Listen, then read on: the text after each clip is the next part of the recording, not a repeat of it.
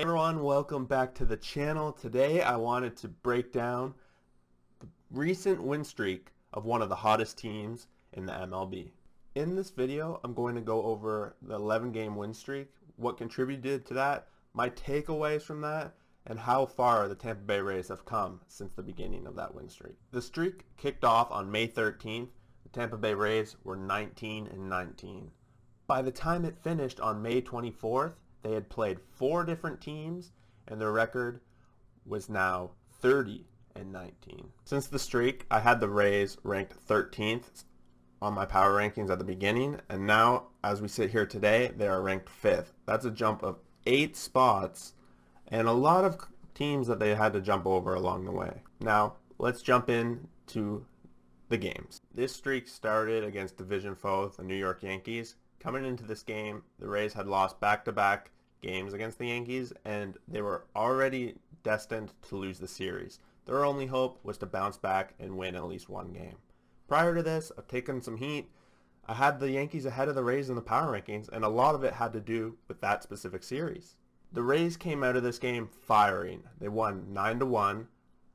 Rich Hill was kind of his coming out party. Ever since this game, he's been pitching extremely well for the Rays. Big highlight for me on this one was that the Tampa Bay Rays actually struck out 16 times themselves. But with a 9-1 win, who cares? They smashed the Yankees and they left the series on a high note. They carried it over to the next series against the New York Mets, where they met them for 3 consecutive games.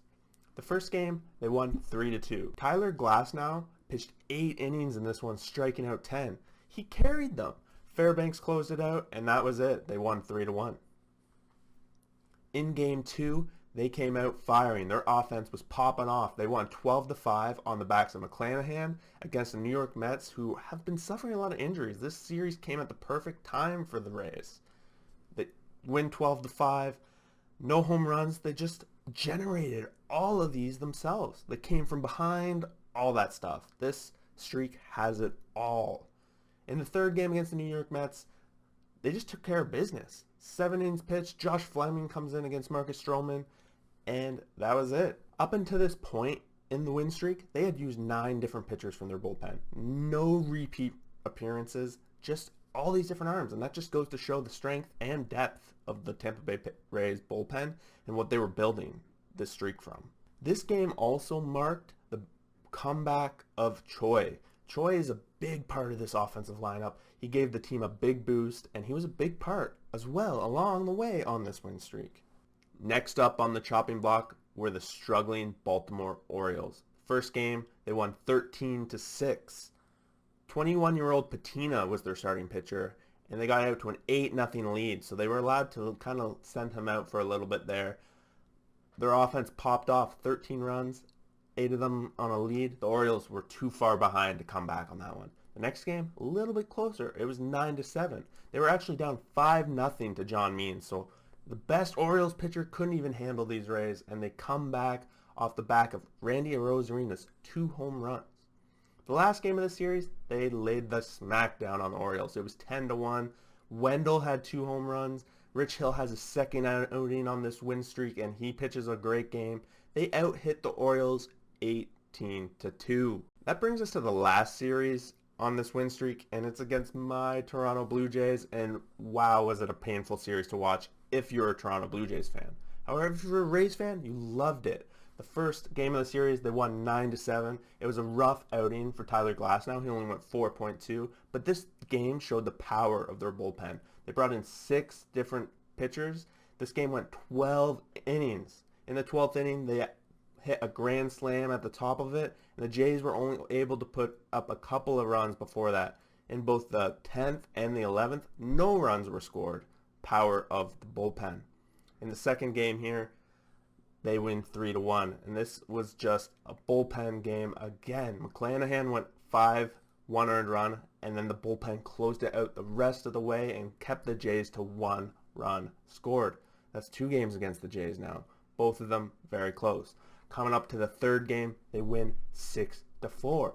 This was a different style of pitching we saw from the Rays the entire win streak. They started things off with Walker. He went 2 innings pitched, and then they brought in Josh Fleming.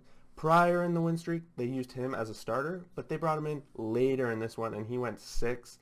And the bullpen, again, this is not really them, but just the style of how they're using their pitching, really efficient. In the top of the 9th of this game, the Toronto Blue Jays let the Rays come back and score 4 runs, 3 of them off of walks, and that just kept the train going.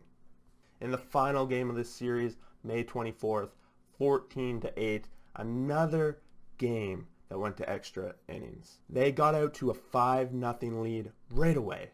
Yarborough went 6, and then the bullpen kind of struggled, and they ended up getting tied and going to the extras, where in the 10th, it went 2-2. And then in the 11th, they hit a grand slam. They put up 7 runs, and that's 2 grand slams against the Blue Jays in extra innings to complete the 11-game win streak. Very next game, they play the Kansas City Royals, and they barely lose. And since then, they've won 3 more games, so they've just been on fire, 14-1 over their past 15 games. Just amazing. Over the course of this win streak, they outscored their opponents 95-43. They had 23 home runs from 11 different players and 92 RBIs, again, from 13 different players. Their offense was just spread out across the board.